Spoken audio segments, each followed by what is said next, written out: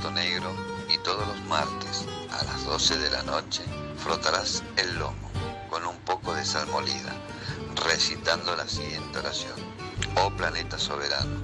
tú que en estas horas dormías con tu influencia sobre la luna,